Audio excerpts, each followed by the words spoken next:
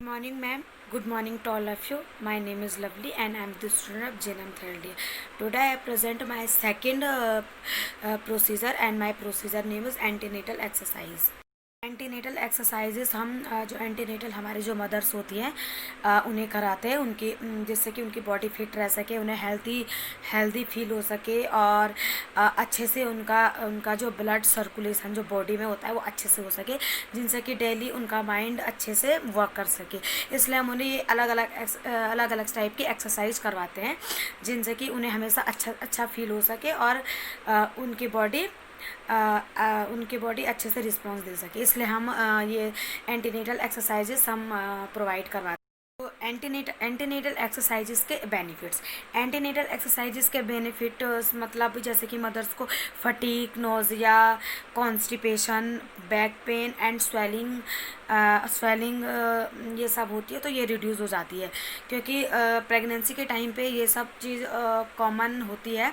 तो कुछ एक्सरसाइजेस करने से उनकी ये सब चीज़ रिड्यूस हो जाती है। नोजिया, वॉमिटिंग, हेडेक, कॉन्स्टिपेशन होने रहता है, ये सब रिड्यूस। सेकंड जो बेनिफिट्स है उन्हें एंजाइटी, स्ट्रेस, इंसोमिया जो ये सब होता है कि नींद नहीं आती है, स्ट्रेस होता है और बहुत सारी चीज़ें वो सोचते हैं तो एंजाइटी होती है हर चीज़ से, तो ये सब चीज़ें रिड्यूस हो जाती है। एक्सरसाइज करने से बहुत बेनिफिट मिलता है एक एंटीनेटल मदर्स को इन एक्सरसाइजेस। थर्ड आता है मेंटल हेल्थ उनका बेटर होता है। मेंटल हेल्थ मतलब उनकी जो सोचने की जो शक्ति होती है वो अच्छी हो जाती है योगा करने से। आता है डिक्रीज इन डिलीवरी कॉम्प्लिकेशन, क्योंकि डिलीवरी के टाइम पे बहुत सारी ऐसी कॉम्प्लिकेशन आ जाती है। जैसे कई मदर्स होती हैं वो ओबीज होती हैं, ओबीज मतलब मोटापे की वजह से बहुत सारी कॉम्प्लिकेशन आ सकती है।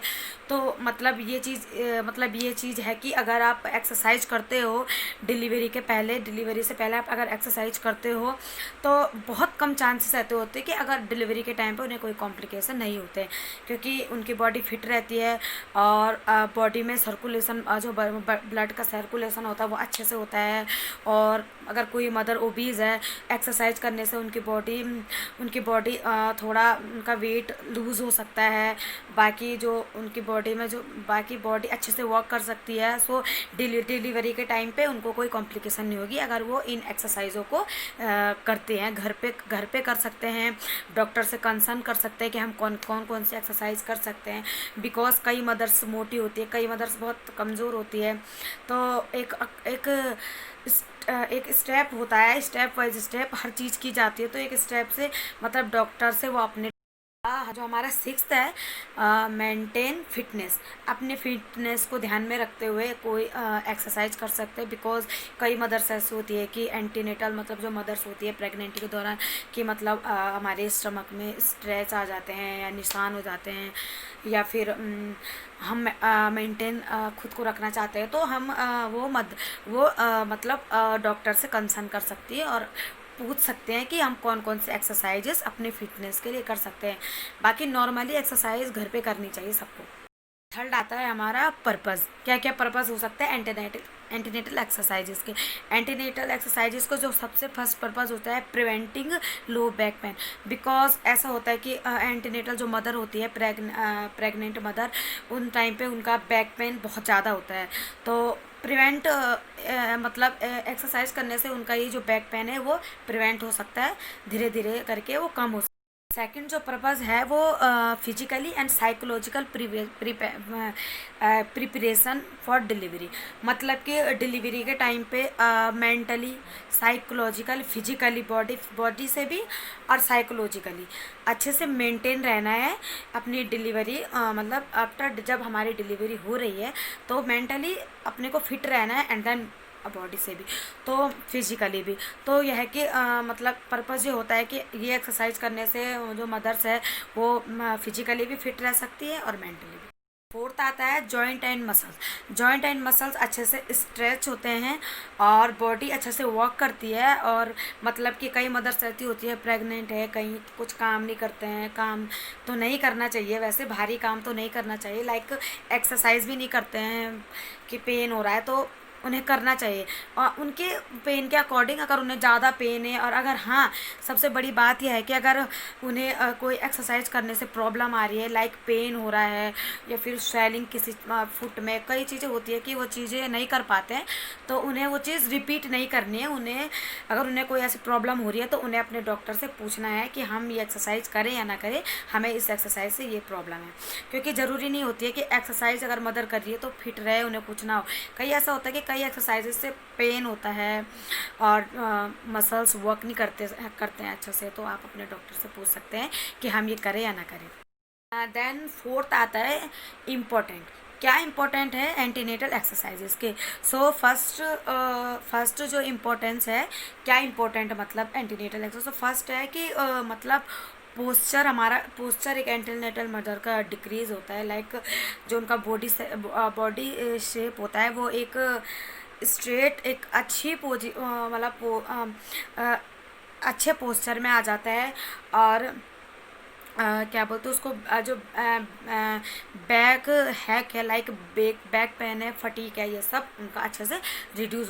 सेकेंड इम्पोर्टेंस है प्रिवेंट जस्टेशनल डायबिटीज़।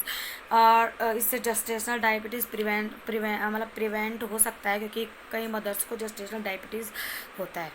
थर्ड जो इम्पोर्टेंस है उनका, अगर कोई मदर ओबीज है तो वो अच्छे से रिड्यूस हो सकता है। और अगर कोई डिजीज़ कंडीशन है, लाइक नॉर्मली बुखार, हेडेक वगैरह, एक्सरसाइज करने से, सुबह सुबह वार्म अप करने से, वॉकिंग करने से मतलब मदर स्वस्थ रह सकती है, हेल्थी रह सकती है।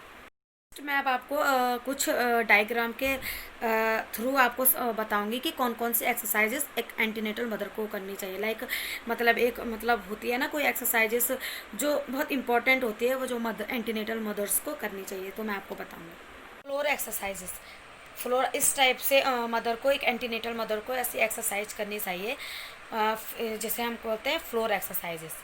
इन back hack and pain exercises, मतलब अगर किसी मदर को बैक हैक है या बैक में पेन वगैरह है तो वो मदर्स ये वाली एक्सरसाइजेस कर सकती है। आता है ब्रीथिंग एक्सरसाइज।